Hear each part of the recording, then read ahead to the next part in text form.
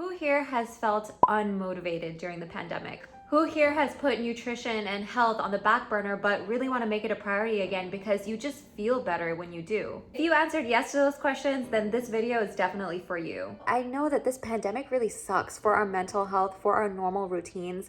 We may be so thrown off. A lot of us aren't eating as healthy anymore. We're relying on Uber Eats, and me too. Dietitians are not immune to these kinds of things. But we always wait for motivation to come to us, like it's this magical external thing that just hits us, and then all of a sudden we're motivated to work out and eat healthy. And even if we have a goal in mind, like lose 40 pounds, that's actually the least important thing in losing 40 pounds. I would argue that you don't even need to focus or think about that goal, and yet you can still achieve it and see results by creating a process, creating a routine, and creating your own internal motivation. We have to create a system. We have to shift our mindset. When we lack structure and routine, we lack motivation. Why is that? As a registered dietitian with a master's degree in clinical nutrition and experience as a nutrition coach, I feel like I just have so much to share. I'm here to help you understand nutrition, filter misinformation, and stay happy and healthy. We're gonna discuss how to motivate yourself to do the things you know you should do but don't feel like doing. This video is gonna have an emphasis on weight loss, but even if you aren't trying to lose weight, you can still benefit from the ideas and concepts that I'm gonna explain in this video. First, let's look at what not to do and how a certain type of mindset can actually backfire. I was scrolling through Instagram and I have a friend, her name is Megan. Shout out to Megan for inspiring this video. She was saying, oh man, guys, like I know I'm making these meat pies right now, but I need to eat up all the temptations in my house because I'm gonna start my diet next week. I need to get rid of all this tempting food now, and then tomorrow or next week or sometime in the future, I'm gonna start my diet. And I think this is a very common mindset that all of us tend to have, right? Let me know in the comments below if you've ever thought like that before. And either we keep putting it off and putting it off and putting it off because change is hard and meat pies are delicious to some people, not to me, I'm vegan, or we end up starting that diet and then backtracking because it just wasn't sustainable. The novelty of starting a brand new diet can actually be really motivational. And at first it's really low effort. But how many times has that actually worked? How long did that motivation last? Because unfortunately, this external motivation, this excitement that comes from starting a new cleanse or a new diet, it fades over time.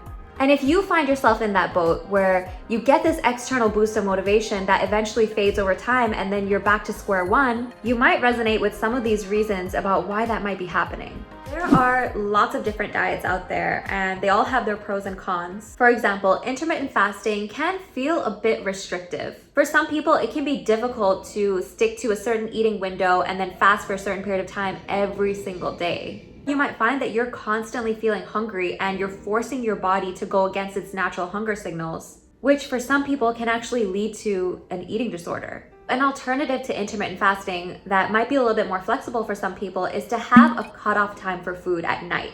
So telling yourself, okay, after 9 p.m., I'm not gonna have any more food, which might be a more flexible approach to dealing with nighttime cravings especially, without needing to fast but still possibly getting the same results. For some people, it might actually be easier to follow that consistently every single day. Comment shout out from a while back from Sean So Jazzy. Cutoff time is now 6:30 and that causes less stress. I'm really glad that worked out for you. So at the end of the day, you have to do what works for you. Another reason this mindset of, oh, I'll start my diet tomorrow may not work is because cravings are inevitable. What are you gonna do whenever you have a craving for chocolate cake and it's not on your diet? Or your friends are wanting to go out for dinner or dessert and it's out of your eating window. Or you feel like having a milkshake and you're on the keto diet. Cravings and temptations are always going to be around us. So instead of using force to resist them, why don't we actually learn how to deal with them and learn to live with them? This kind of reminds me of that story, the wind and sun analogy. Let me know in the comments below if you remember this, but the guy was walking and the sun and the wind were having a bet about who can get his jacket off. And the wind was like, I'm gonna use force and I'm gonna blow all this wind and blow his jacket off. And as he created more wind, the guy just held onto his jacket tighter and tighter. And when the sun came out, bright and sunny, the guy naturally just took off his jacket because he was hot. So I don't know if that's the best analogy, but that's how we should deal with our cravings. Instead of being forceful about it and forcing ourselves to go against our natural desire for certain foods, we can learn how to be more gentle on ourselves and learn to live with them and work with them. And I discuss all of this in my video on how to deal with cravings up here. with only the goal of, I want to lose 40 pounds, but without the proper systems for how you're gonna do that and why you wanna do that, then the whole goal of losing 40 pounds doesn't even matter. It's a moot point. A cow's opinion, like Joey would say. I love that scene. Anyways, eventually we have to learn to create our own internal motivation so that we can stick to a diet or stick to healthy habits in the long term. How do we create our own internal motivation? Keep watching because I'm gonna talk about that. Another reason that this kind of thinking of I'm gonna eat all the temptations now and I'll start my diet later can backfire is because it encourages this view of good versus bad foods.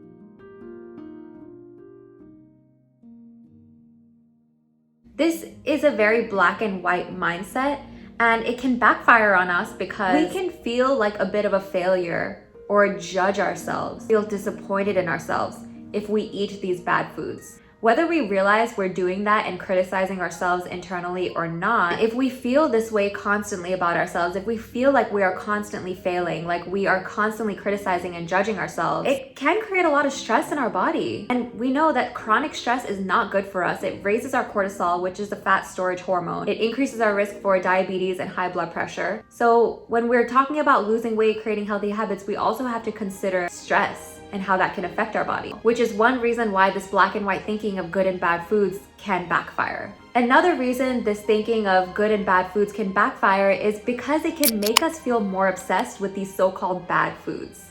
Think about it. If you were in a room with a red button and you were just sitting there and I told you, look, no matter what you do, you cannot press that red button. That's a bad button. Do not do it. How curious would you be about what that button does? How much would you want to press it? If you were to tell yourself, I cannot have these cookies, these specific cookies are off limits, they're not on my diet, I can never have them, they're bad. It really increases the appeal. You're giving it power by deeming it as something that's completely off limits.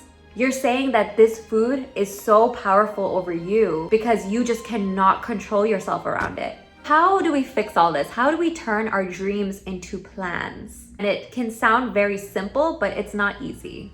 We need to let go of what other people think. Let go of perfection. Let go of comparison. Do not compare what you're eating to what somebody else is eating or your body to somebody else's body. We need to start to see every nutritious meal that we eat as a success, rather than seeing every brownie we eat as a failure and as a setback. Because the desire for perfection can hold us back and prevent us from taking action. And if you follow me on Instagram, you know that happens to me too. I was a little bit disappointed in myself in that stevia video, my last video, and I was this close to taking it down. I felt like it wasn't perfect. And it really stressed me out. At the end of the day, progress is so much more important than perfection. Let go of the idea that things have to be a certain way. For example, with food, we often think that we need to eat eggs or cereal for breakfast, and eggs are not a dinner food. Lunch is at 12 o'clock and dinner is at 7 o'clock or whatever it may be. But why are we relying on these external triggers to tell us what to eat or when to eat? We don't have to have a smoothie or scrambled eggs for breakfast. We can have it for dinner if we wanted to. Instead, we need to learn to listen to our body and listen to our hunger levels, rather than eating because it's 12 o'clock or eating because the food is just sitting there. So here's an activity that you can do right now. Take a piece of paper and write down what your goal is. Why? Why is it that you want to achieve this goal? What's in it for you? Write down another why. Do this at least 5 times until you get to the core of why is it really that you want to achieve this goal. And when you get to the last why, you might come down to an extremely powerful reason for why you want to achieve this goal, which in itself is going to create your own internal motivation. Because every action and every process that you do that puts you on the track of achieving this goal, you're going to have this why in your head, and it's going to motivate you to keep going and going. Post this on your refrigerator, in your bathroom, on your door, somewhere where you're going to see it every single day to remind yourself of why you're making the choices that you're making. So that's going to provide some internal motivation. But now, how exactly are you going to turn this dream into plans? So write down, what do you need to do this month to achieve that outcome? What are the actions that you're going to need to take? What do you need to do this week? What do you need to do today? The thing is, internal motivation is going to come from success and results. And that's going to lead to more motivation, which leads to more success and results. And that's the cycle and the mindset that you want to get into. So once you figure out your process and some things that you need to do, maybe every week, or some things that you need to do every day, such as going to the gym or doing a certain workout or going for a walk. Another tip is to block out times in your schedule like they are appointments, because what gets scheduled gets done. If we just have in our mind, oh, I'm gonna work out today at some point, we are less likely to achieve that goal. We are less likely to go work out than if we actually had it built into our schedule and then had our other priorities and other tasks work around it. To make something a priority, you actually have to put it in your schedule. Be very specific about it. So instead of saying work out, you could say something like lower body day. You could have the exercises already written out for you, which makes it a lot easier because then you don't have to think about it. Because the thing is, the less barriers we have to these actions and the easier we're gonna make it on ourselves to achieve these specific tasks, the more likely we're gonna be able to follow through with them. When you already have vegetables cut up for you and ready to go in your fridge, they're already seasoned, they're already prepared, all you have to do is throw them in the microwave to eat them, aren't you so much more likely to eat them than if you had a whole head of broccoli or cauliflower that you actually have to cut up yourself when you're busy that day, you have other priorities, or it just seems easier to order Uber Eats? You wanna make it as easy as possible on future you to do the things that you want to do. The next tip is from Atomic Habits. I would highly recommend reading this book, and there's really two tips here: temptation bundling and habit stacking. If you do not like cooking, you want to bundle it with something that's tempting to you. If you are really looking forward to listening to a podcast or listening to The Weeknd's new album or just listening to music, then while you're cooking, you want to bundle that with listening to those things. You bundle something that you don't really want to do, but you know you should do, with something that you're really excited about doing. And that can just make the thing that you don't really want to do a lot more appealing. And over time, it's kind of like conditioning yourself to actually enjoy the thing that you don't really want to do. Maybe whenever you have a phone call with a friend, you are walking. What are some things that you think you could do to bundle some of these things together so that you can get yourself to do the thing that you should be doing? Comment below so that we can all get ideas. Habit stacking is similar, but it relies on identifying any old habits or current habits that you have and putting that with a new habit that you want to create. For example, we wake up every morning, right? Maybe you want to start drinking more water. And what you can do is put a water bottle by your bedside so that every single time you wake up, the first thing you do is drink some water. The point is, stacking your habits this way can create consistency. The more aware you are of something, the more likely you are going to be able to change it. So track your food, track your steps, track how often you're working out every week. I really recommend this app called Habit Share. I've been using it actually for years, and it's so cool to see how many times a week have I worked out this month. How many times a week did I work out last year this month? And it can be really useful data to look back on so that you can always improve yourself and help you be more accountable for yourself. This tip may not be for everyone because for some people it might be a little bit triggering. So feel free to take what tips will work for you and leave what tips you think won't work for you. And I think sometimes what can hold us back is the fear of failure. But you can fail again and again and again. And that's going to make you stronger. It's going to make you more resilient. But we can't dwell on our failures. We need to let go of our past mistakes, our past failures, learn from them, of course. But we do need to move on from them and not let the failures define us. And I want to ask you guys, what was your reaction or feeling from one of the tips I gave here? Let me know in the comments, or maybe just write down on a sheet of paper, what are some actions that you are going to take? Do stay tuned on my channel, hit that notification bell so you don't miss my future videos, because I have so much more coming up for you. Can we believe I'm turning 30 this month? This gray hair has become more and more apparent. Do you see this?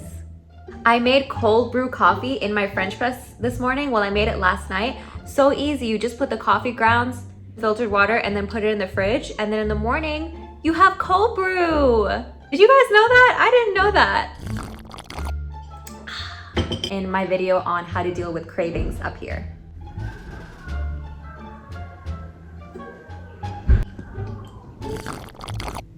Can you hear that? Must be a dog outside.